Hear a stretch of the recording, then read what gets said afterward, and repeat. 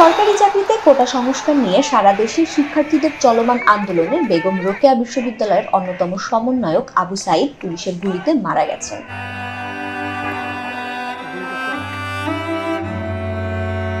গতকাল বেলা ২টার দিকে বেগম রোকেয়া বিশ্ববিদ্যালয়ের প্রধান ফটক দিয়ে কোটা সংস্কার আন্দোলনকারী ছাত্ররা মিছিল নিয়ে ক্যাম্পাসে প্রবেশের চেষ্টা করেন। পুলিশ তাদের বাধা দিলে উভয় পক্ষের মধ্যে সংঘর্ষ বাধে। এক পর্যায়ে পুলিশের ছোড়া রাবার বুলেটে ক্ষতবিক্ষত হওয়ার পর মাটিতে লুটিয়ে পড়েন আবু সাইদ। হাসপাতালে আনার আগেই মৃত্যুর কোলে ঢলে পড়েন তিনি।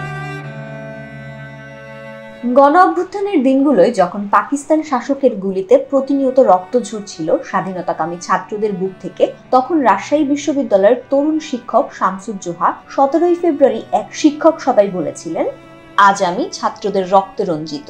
এরপর কোনো গুলি হলে তা ছাত্রকে না লেগে যেন আমার গায়ে লাগে। ঠিক তার পরদিনই বিক্ষুব্ধ ক্যাম্পাসে ছাত্র মিছিলের সামনে ঢাল হয়ে দাঁড়িয়েছিলেন তিনি। বুক পেতে নিয়েছিলেন ঘাতকের তপ্ত বুলেট।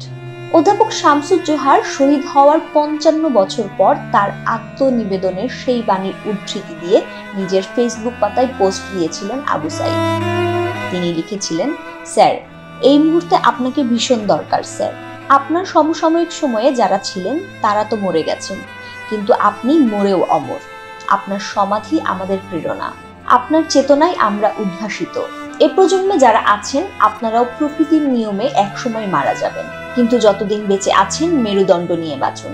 ন্যায্য দাবিতে সমর্থন জানান, রাস্তায় নামুন, শিক্ষার্থীদের পাশে ঢাল হয়ে দাঁড়ান। প্রকৃত সম্মান ও শ্রদ্ধা পাবেন। মৃত্যুর সঙ্গে সঙ্গেই কালের গর্ভে হারিয়ে যাবেন না। আজন্ম বেঁচে থাকবেন শামসুজ্জোহা হয়ে। অন্তত একজন শামসুজ্জোহা হয়ে মরে যাওয়াটা অনেক বেশি আনন্দের, সম্মানের আর গর্বের। কি আশ্চর্য! আবু সাইদও তার বক্তব্য উপস্থাপনের পরদিনই আত্ম উৎসর্গ করলেন বুকে বুলেটের আঘাত নিয়ে।